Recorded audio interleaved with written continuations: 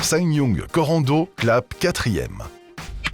Il n'y a pas si longtemps, c'est ce qu'on aurait appelé un outsider, un challenger, un modèle pas tout à fait adapté aux spécificités du grand bain européen et dont les ventes restent à quai.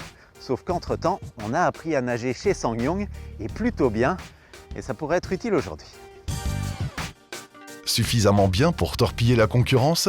Immersion dans l'univers du nouveau Corando. SUV du segment C, ce nouvel opus surfe sur la vague du renouveau entamé avec le Tivoli. Contemporain, son dessin est sexy et robuste, avec une calandre exclusive et un nouveau dessin pour les feux. D'une manière générale, le dessin de ce Corando est d'ailleurs mis au service de la commodité mais aussi de l'espace à bord. Avec 551 litres de coffre et un empattement majoré, le Corando offre beaucoup d'espace à toutes les places. Dans ce domaine, il est même le meilleur de sa classe.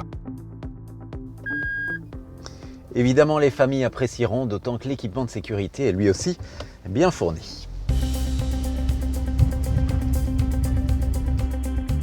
Aide au freinage d'urgence et au maintien de voie, alerte de distance de sécurité et de vigilance conducteur, régulateur de vitesse adaptatif, allumage automatique des feux, détection d'angle mort, etc., etc.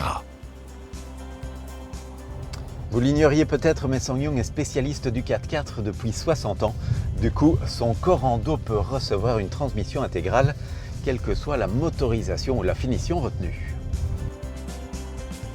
Avant l'arrivée du 1,5 litre essence en novembre et d'une version électrique un peu plus tard, le Corando reçoit un 1,6 litre diesel. Couplé à la transmission intégrale, il offre au modèle une capacité de remorquage de 2 tonnes. Histoire de tracter celui-là,